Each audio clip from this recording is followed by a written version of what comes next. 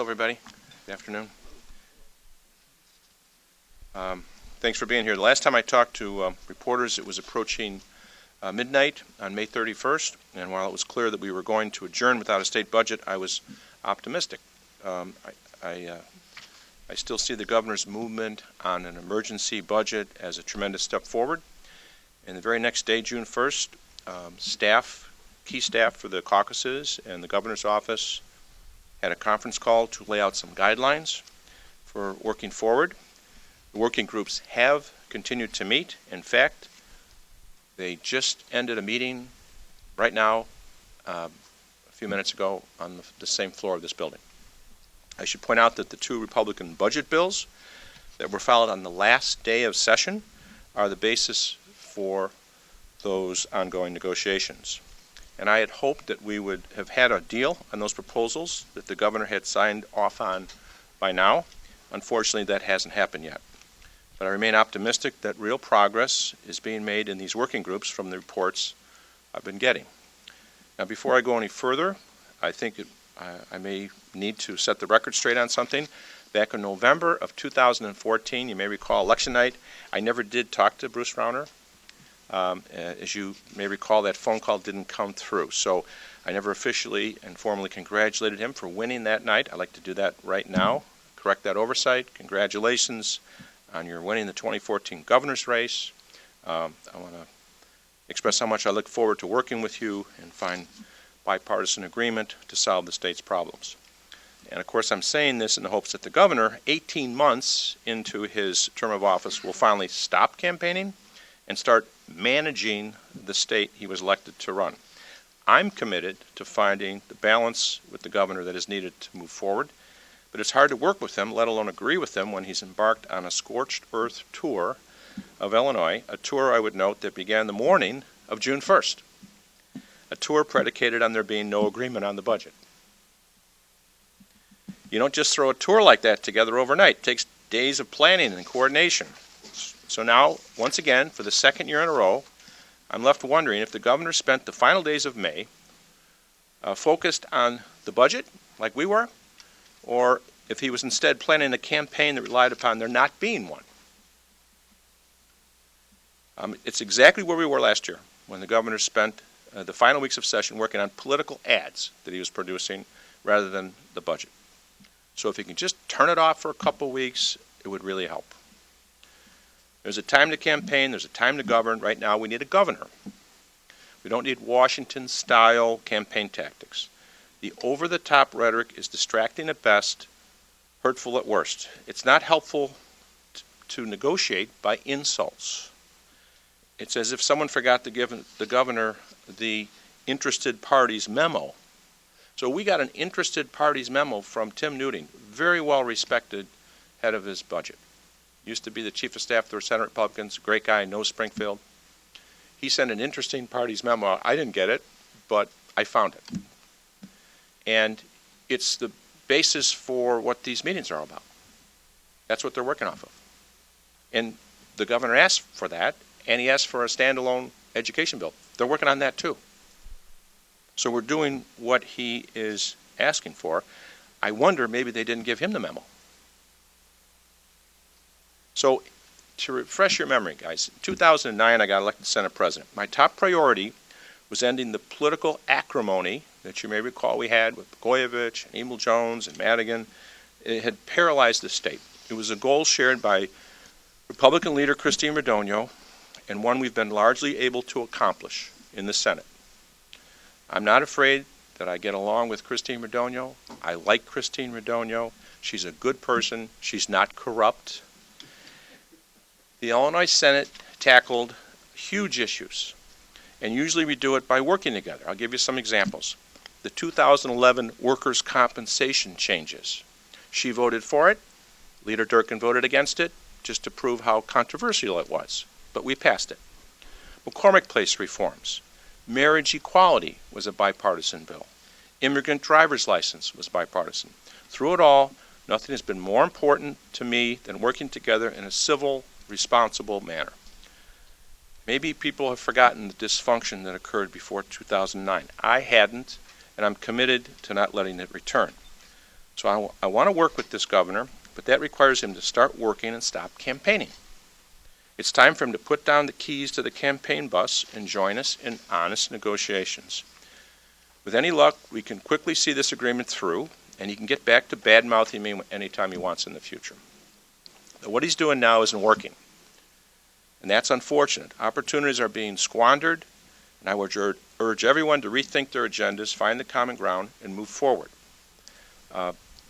While the working group was discussing his proposal today, people are getting, like they do in my caucuses, they're reading their iPhones. And they see that the governor is blasting us while we're supposed to be cooperating with him in a bipartisan way to do what he asked us to do, after I had initially suggested it, by the way. So he's being very difficult to help us negotiate an agreement, and I would urge him to, once again, stop campaigning and start governing. Be happy to answer any questions. One of the governor's arguments during the past few days was that you, in particular, threatened to hold up school funding in order to get the funding. Yeah. I went to the City Club. I gave a speech in early part of the session, and I pointed out, with a pretty extensive study, how we have the worst funding formula in the nation, by far, no dispute. And that if we continued to fund it, it was going to be very detrimental to our school system. The governor proposed a budget with 37% of the school districts in the state losing money, many of whom could not open. He then modified it to try to have those 37% be held harmless, but still, if we passed that budget, many school districts, not just Chicago, in Republican Senate districts would not open. I can't pass a bill like that. It's not a threat. He should not be accusing people of holding things hostage. And so my point is we have to work on a manner in which we can have a more equitable funding formula. The bill that the House passed that I negotiated with the Speaker did that.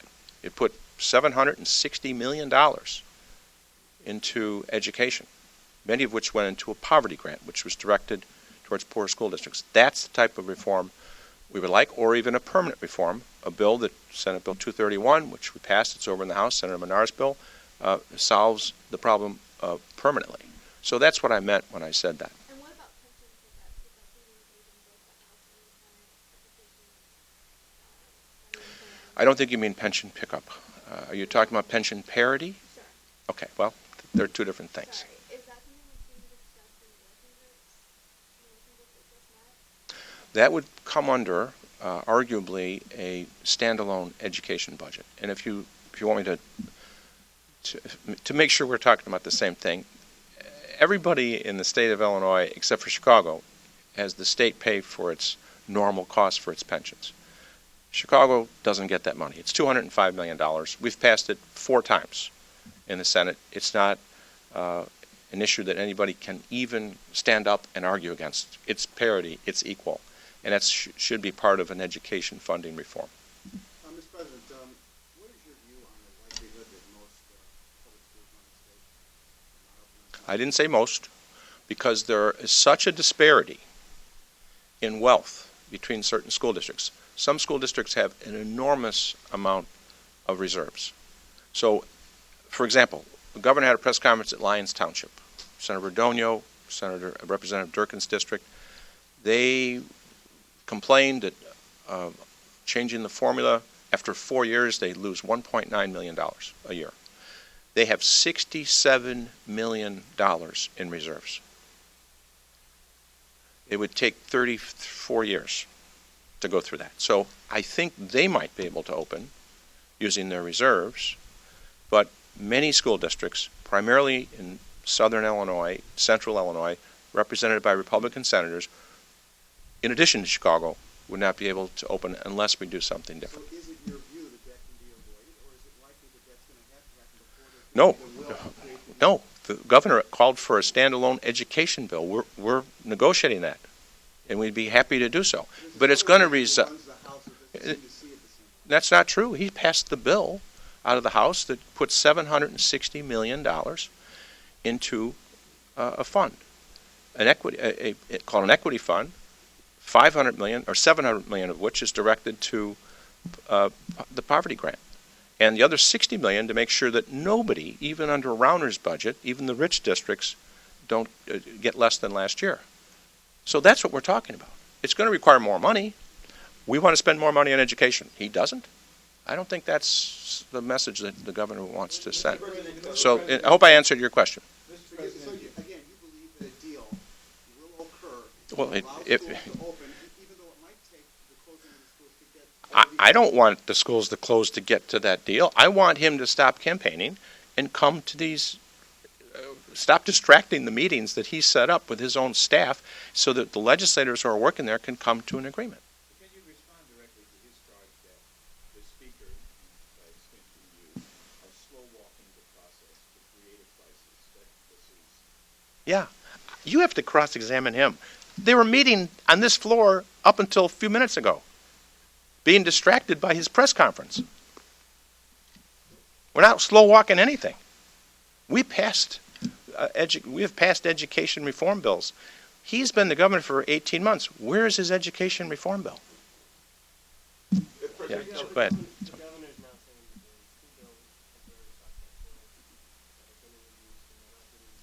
They're not getting called. Do you know the Constitution actually requires a bill to be read 3 times before you can vote on it? You might know that. Maybe he doesn't. We're using those bills. We got them the last day. We're using those bills as the basis for the negotiations. If we get a deal, we'll go to Springfield and we'll vote on it. We'll have a bipartisan kumbaya, and we'll have 36 votes in the Senate for it. President Cullerton, can you pass an education funding bill that does not include extra money for Chicago? In other words, no matter what, Chicago will have more funding than it had last year. Every school under our proposals will have as much as they had last year, and all the poorer schools will get more. That's what has to happen. We have the worst funding formula in the nation. There's no question about it. It's embarrassing. We've passed the bill 2 years ago to try to change it. We're trying to bring attention to this.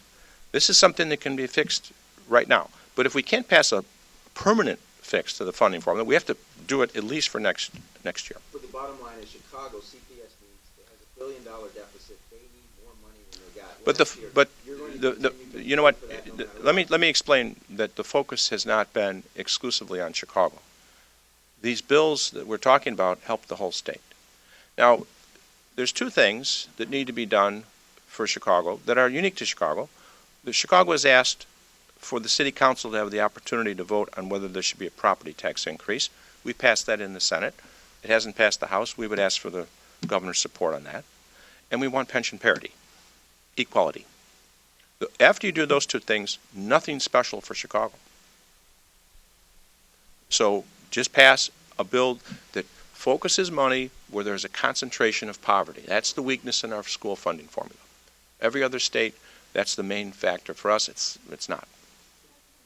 Yes, ma'am.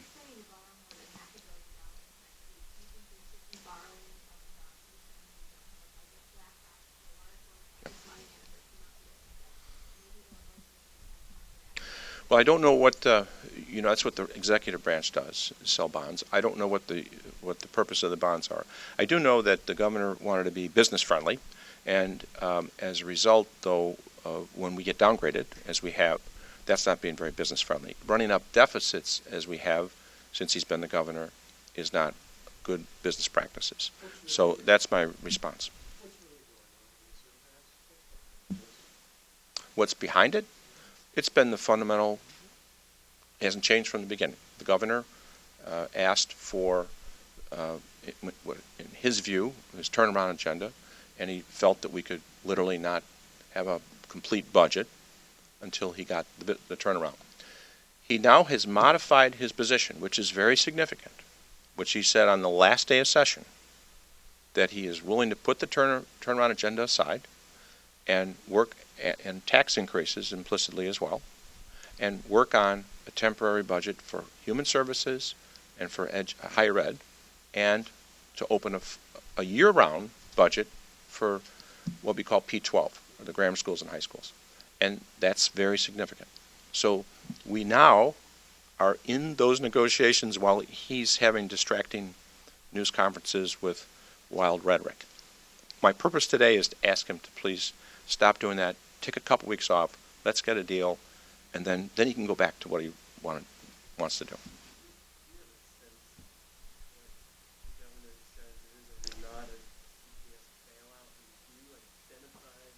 I just told you there's three parts. It's not a bailout to let the city council vote on a property tax increase. I'm going to define it for you. I have no idea if he knows what he's talking about when he says that word. Okay? Number two, pension parity. You can't argue against it. In fact, you could even go further and say, not only are we paying the normal cost for the downstate and suburban districts, but we're also paying the legacy cost. The cost that is to make up for the past underfunding. We're not even asking for that because the Chicago public school pension system is better funded than the suburban and downstate. So we're just asking for parity. After we get those two things for Chicago, then we're asking for a formula that's a statewide formula with no special deals. So there is, it's just, that's what it is. That's what we're asking for. It's hard to argue against that. So they have to misrepresent it. What's the likeliest outcome in the near future? Is it going to be a standalone education bill? Is it going to be a temporary budget, which we thought we might get the governor signed by this week? Is it going to be a full-on budget? What's the likelihood? The first two. A standalone education bill and a temporary budget. You feel confident? Yeah, it's a 6-month budget. It gets past the election, gets into the point in the session where you need a majority vote to pass legislation. We have to keep the universities open, otherwise some will close. They've already been adversely affected by the budget impasse. And there's human service providers that are not being covered by court orders that are going to go out of business unless we pass. And there's appropriation authority for operations of state government that the governor has asked for. Those things, along with a year-round budget. You have to have a year-round budget for P-12 because you have to hire teachers for the whole year. And they have no other source of revenue. They were meeting today when they got distracted by the governor's press conference. That's why I'm here. Okay? Am I coming through here? How was the meeting before that? I wasn't in it. You can talk to some of the members. I just heard about the distraction.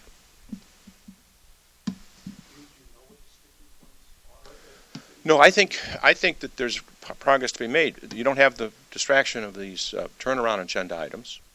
You're not talking about voting for a tax increase. You're talking about a limited amount of money. If you read the memo, you guys got the memo before I did, the interested parties. You read the memo, they identify a certain amount of dollars that they can spend. That is the Republicans. And that's what they're willing to spend. When it comes to education, the governor's made a counteroffer. It's not enough money. So we're going to have to spend more money on education. And we can negotiate how much that should be. Can you give us a timeline for getting the deal on the 31st, late that night? I said it was a week and the week's up, so I better not do that anymore. It depends on how many interruptions we're going to get from the governor. No, they're going to pay their pension payment. They're going to pay that. It's after that they would have trouble opening.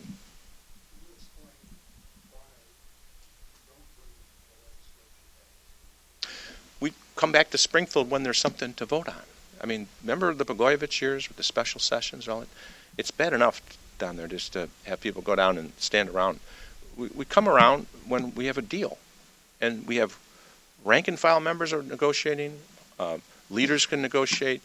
We have caucuses then when we explain it to the members, and then we ask people to vote. That's the way, the most responsible way of doing it. Should the legislative leaders meet with the governor again while the talks continue in the working group? Would that be productive given all the new developments in the campaign? Yeah, I'm willing to meet with the leaders for sure, and I think that would be helpful as well. I was relying upon, last time we met, we said, we all agreed that we'd have our representatives and the governor's staff meet in these working groups. And again, they may be able to make progress. It's the behavior of the governor the day after he suggested that we do that that's been so distracting. And that's what I'm suggesting to the governor, take a break until we can get an agreement. Okay, thanks guys.